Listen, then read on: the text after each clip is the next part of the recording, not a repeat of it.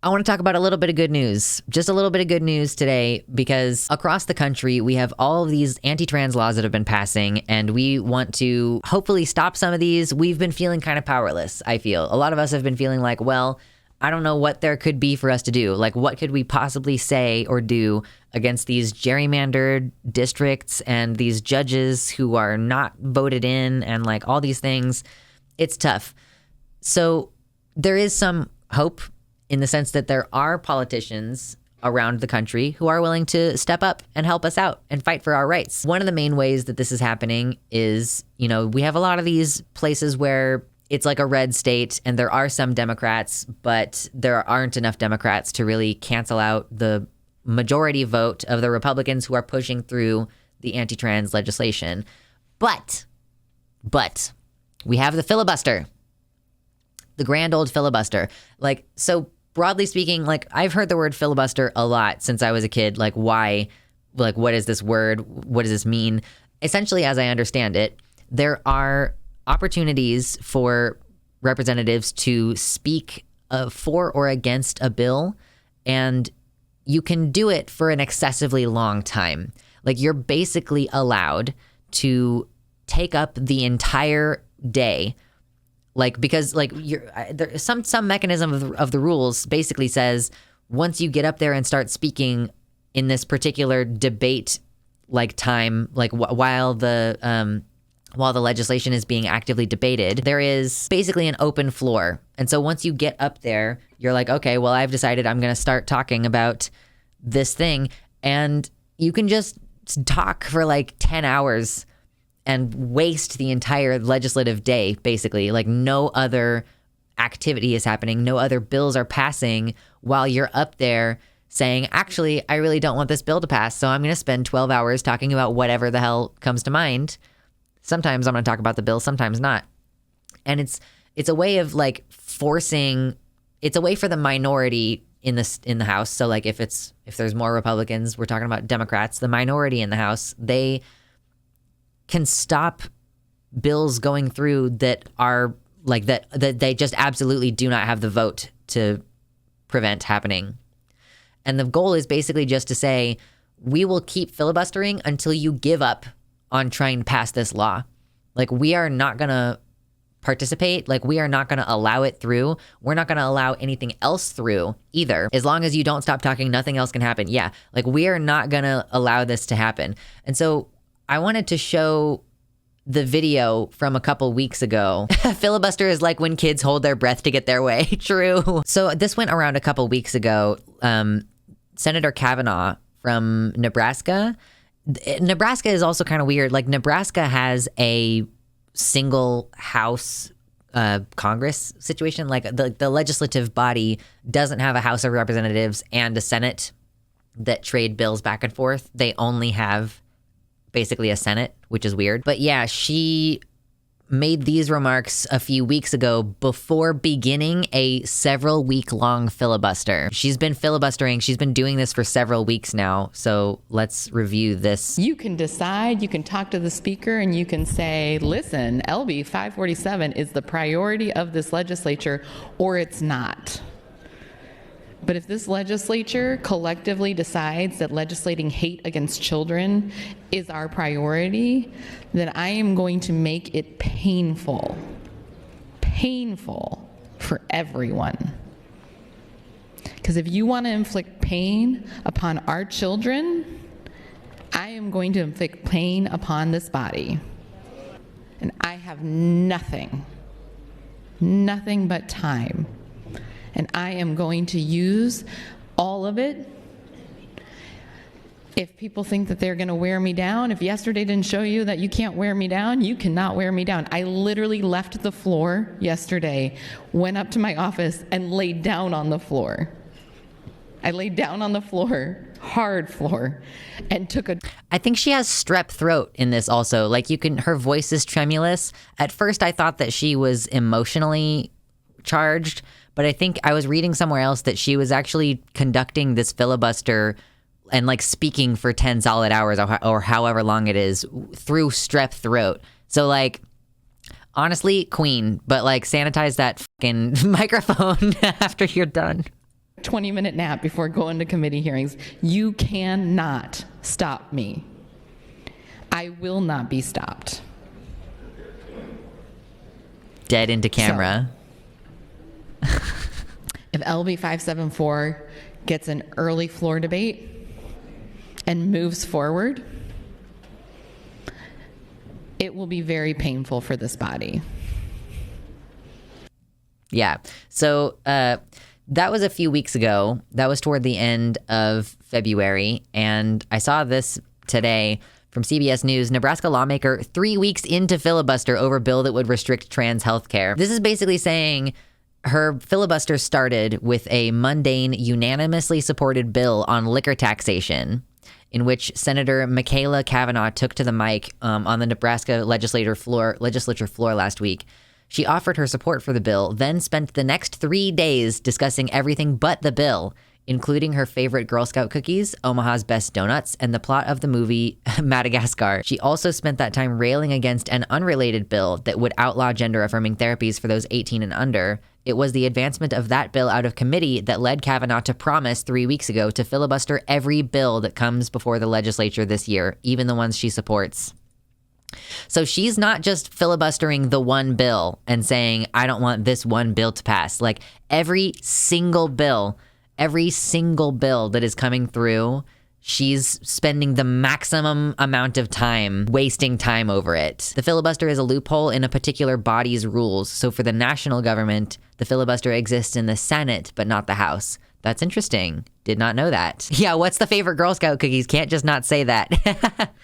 Yeah, she was not kidding about putting them through a difficult time. Like it literally, every bill for weeks. True to her word, Cavanaugh has slowed the business of passing laws to a crawl by introducing amendment after amendment to every bill that makes it to the state Senate floor and taking up all 8 debate hours allowed by the rules, even during the week she was suffering from strep throat. Wednesday marks the halfway point of this year's 90-day session, and not a single bill will have passed, thanks to Cavanaugh's relentless filibustering. She's like, I will literally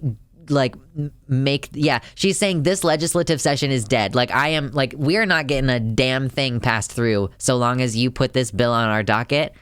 And I massively appreciate that. If you like Cavanaugh here, if you think that what she's doing is great, you should like the stream and like the video for sure. Clerk of the legislature Brandon Metzler said that a delay like this has only happened a couple times in the past 10 years. What's really uncommon is the lack of bills that have advanced. Usually we're a lot further along the line than we're seeing now. In fact, only 26 bills have advanced from the first 3 rounds of debate required to pass a bill in Nebraska. There would normally be 2 to 3 times that number by mid-March. Only 3 bills have advanced in the last 3 weeks since Cavanaugh began the bill blockade. What a great phrase, the bill blockade. This Nebraska bill and another one that would ban trans people from using bathrooms and locker rooms or playing on sports teams that don't align with the gender listed on their birth certificates are among roughly 150 bills targeting trans people that have been introduced in state legislatures this year. There are way more than that, y'all. Come on now. Anyway, yeah, Cavanaugh's effort has drawn the gratitude of the LGBT community. People say it's a heroic effort. It's extremely meaningful when an ally does more than pay lip service to allyship. I mean, truly, it cannot be overstated how valuable it is to have people who are willing to maliciously exploit the legal mechanisms to prevent these things from passing. Absolutely. She's like Femdolf. You shall not pass. True. I want someone to draw that for her. I want there to be a drawing of Senator Machaela Cavanaugh from District 6 of Nebraska as Gandalf being like, no. That would be funny. And that's not the only filibuster that's happening right now. I don't have as much details about this one up and ready, but in Missouri, there are some senators who've taken a similar approach. There's actually a group of 4 legislators, senators. This is from Erin in the Morn, Erin Reed's Substack. I encourage you all to support her if you can, because I get a lot of my news sources from her. She compiles a lot of data, and it's very, very, very important and valuable work.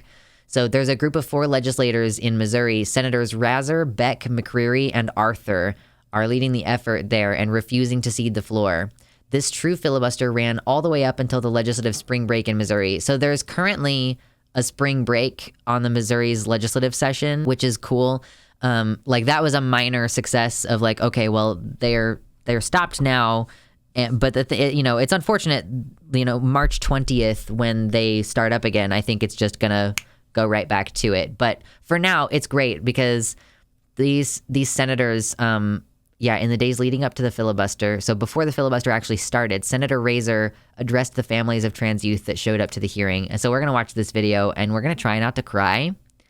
We're gonna do our best not to cry. And you're doing that for your kid, and you're doing that for kids for generations to come, and I greatly appreciate it. More importantly, I want to talk to the trans kids that are in the room for just a second. I'm proud of you. I'm proud of each and every one of you. I know that oftentimes you feel like you're alone. You feel like you're the only one in your school. He's speaking to the trans kids in the room who came with their families to testify against the law that they were trying to pass. They're trying to pass a no minors can have access to medical care law in Missouri, which is where my brother lives, who is a minor, which is great and definitely not very upsetting to me at all. But anyway. In your town that's like you. I know that feeling. I grew up in a town of 400 people. I know what it's like to feel alone. For the woman who testified from the Trevor Project, I wish you would have been around when I was 17. But I want you to know that you're not alone. You are not alone. You have friends in this Capitol. You have family in this Capitol. I think he's gay. I think that's what he's referring to there. He's as your LGBT family, I think at least. I'll tell you, I'm not the only friend you have on this committee or in this building. Today you sat here and you've listened to a lot of tough words that have been said about you. But when you go home, remember this. You're tougher than those words. You stood up and told the world that you're somebody that they didn't want to hear.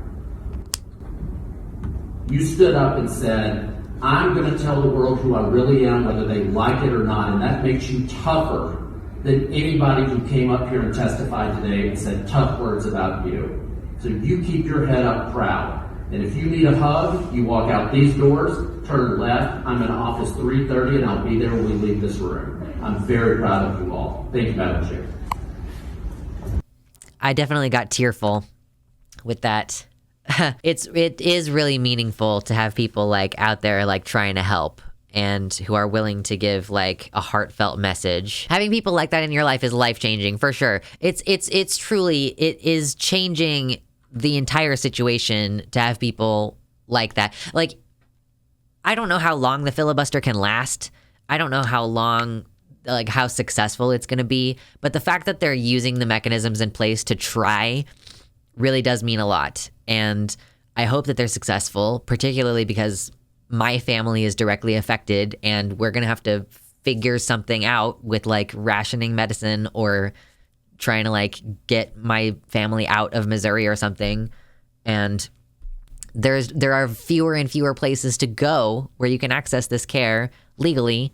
And so let's not focus on that though, because what I wanted was for there to be a heartfelt positive message, which is that we're not alone.